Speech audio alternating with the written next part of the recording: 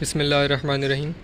ये एक स्टेटमेंट है, इससे हमने FIFO मेथड से सॉल्व करना है। इसकी क्लोजिंग इन्वेंट्री की वैल्यू निकालनी है और इसकी यूनिट्स जो इशू हुए हैं उनकी वैल्यू निकालनी है।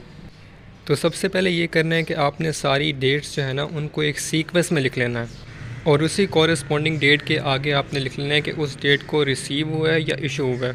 फॉर एग्ज़ाम्पल जैसे जनवरी 8 को रिसीव हुआ है, ये ऊपर डाटा लिखा हुआ है, और जनवरी 10 जो है नीचे जो एक स्टेटमेंट लिखा है, during the same period 4 material acquisitions were completed for 300 tons each on January 10, 19, 25, 29, यानी कि जनवरी 10, 19, 25 और 29 को इशू हुआ है। इस तरह आपने रिसीव और इशू को सेपरेट कर लेना है।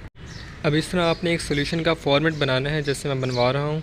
जनवरी 8 के राइट पर आपने लिखना है जो जनवरी 8 को रिसीव हुए हैं, यानी कि 800/50 हमें रिसीव हुआ है। फिर नीचे जनवरी 10 उसको आपने लेफ़्ट साइड पे लिखना है, रिसीव हमने राइट साइड पे लिखना है और इशू हमने लेफ़्ट साइड पे लिखना है। अब जनवरी 10 को इशू हुआ है 300 यूनिट्स, तो 300 यूनिट्स किस पे जाएंगे, @50 जाएंगे, ठीक है। उसके बाद हमने नेट ऑफ कर लेना है, यानी कि 300 जो है वो चले गए हैं, बाकी 800 में से कितने बच गए, 500, और वो किस रेट पर होंगे, 500/50। और उसी के साथ साथ जनवरी 16 को अगेन रिसीव हुए हैं 500/60। अब इस तरह अगेन डेट आ गई जनवरी 19 को अगेन इशू हुए हैं।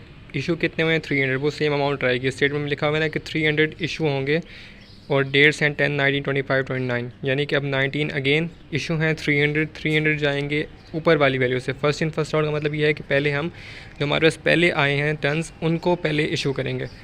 तो 300/50 जाएंगे, ठीक है। तो अब बाकी हमारे पास बच गएंगे, दोबारा हम नेट ऑफ कर लेंगे, बाकी हमारे पास बच गए 200/50 और 500/60। अब जनवरी 19 के बाद अगेन जनवरी 25 में इशू हो रहे हैं 300। तो 300 में अब क्या सीन होगा कि पहले 200 जाएंगे @50 और जो अगले 100 हैं वो जाएंगे @60।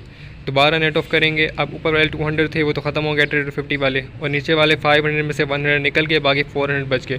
400/60 बच गए और 7 जनवरी 26 को दोबारा रिसीव हुए हैं 700/70। अब इसके बाद लास्ट डेट है जनवरी 29 की, जिसमें इशू हो रहे हैं 300। तो 300 जाएंगे @60, यानी कि ऊपर वाली वैल्यू से। तो 400 में से 300 चले गए, बाकी 100 बच गए, 100/60, और नीचे वाले 700 वैसे के वैसे 700/70। अब जो हमारे पास टन्स बच गए हैं ये है हमारा क्लोजिंग स्टॉक, यानी कि 100 × 60 और 700/70।